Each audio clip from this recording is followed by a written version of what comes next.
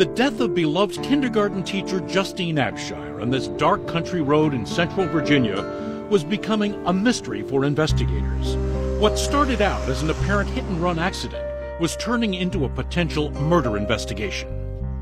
But for her family, trying to grapple with the news of her sudden death, it was all threatening to become a personal tsunami, sweeping away everything in its path. We were both in shock, and I remember standing in our bedroom and Steve and I just holding on to each other and just saying, you know, we have to take care of each other. We can't let this destroy us. The four had always been so close. Now, this sudden death shattered them like so much broken glass. Pretty little Justine, a golden child, had been raised to be happy. In the years the girls were growing up, Steve Swartz was an executive in the telecom industry. Heidi worked for the airlines. Here we are in the house. And in Steve's field, frequent corporate relocations came with the territory. New states, new houses, new schools for the girls. Lauren remembers thinking how easily Justine handled all that uprooting of their lives. She'd arrive at a new school and immediately become the center of attention. It was impossible to not notice her. She was pretty in sort of in a Barbie doll type of quality. The long blonde hair and blue eyes and porcelain skin, that drew a lot of attention. So embarrassing, yeah. Not that Justine welcomed the look she was getting. Hardly. She was shy by nature and had no interest in becoming the cool girl at school.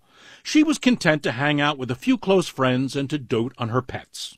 She was always passionate about animals and little kids, and she was a natural-born nurturer. And it seemed just yesterday they were sending her off to Hollins, a women's college in Virginia. Holly Boardman was assigned to be her freshman roommate, and the two became instant friends. We would actually walk arm in arm everywhere. We would do everything at the same time. Dressed alike? We dressed. Swap clothes, shoes? When we'd buy clothes, we'd buy them the exact same in two so that I could have one and she could have one. If Justine wanted to learn martial arts, she'd sign up Holly too. And when Holly had a hankering to fly a plane, Justine went along for the lessons. That's how it goes when you're best friends forever. She was the best friend, sister combined. We really couldn't get any closer.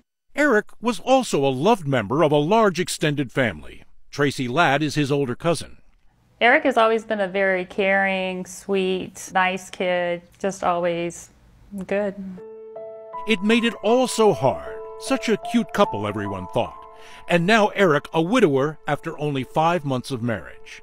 Tracy was utterly heartbroken by Justine's death.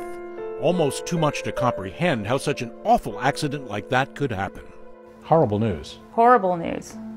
This is a loved woman in your family. Yes. Eric's family began gathering at the couple's home to comfort him the morning of the accident. Cousin Tracy remembers looking in on him in the bedroom, so forlorn. He's standing up against the wall. He had his left arm propped up, looking out the window and just crying uncontrollably. By the afternoon, Justine's family arrived at the couple's home to comfort their son-in-law. I remember, you know, all of us hugging. I remember Steve putting his arm around him and saying, Eric, you know, we want you to understand that we know that accidents happen and we are not blaming you for what happened to Justine. And he said, well, you know, we had an argument, and if I wouldn't have argued with her, she wouldn't have left, and then this wouldn't have happened. We tried to make it very clear that, you know, this was an accident, and we didn't hold him responsible.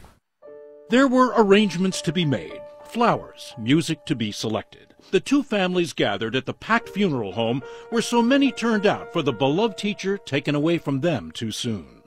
Pat Emmons spoke at the service. I wanted people to understand this was a terrible thing that happened, but she was a wonderful gift. And sometimes people don't value the gifts that were given. Justine's sister Lauren recalls looking at Eric and thinking how crushed he was by this sudden turn of fate.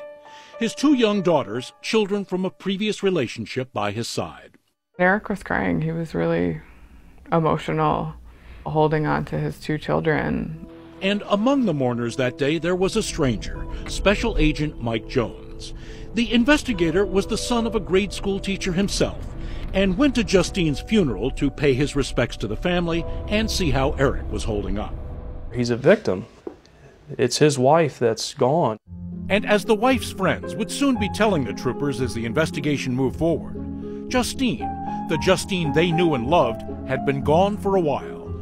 Those sunny good looks aside, Justine Abshire had somehow lost her way long before she'd apparently broken down on that Virginia road.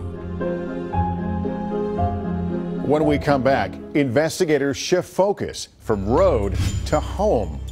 We got to go back into the epicenter, and the epicenter is Justine and Eric. When Shattered continues.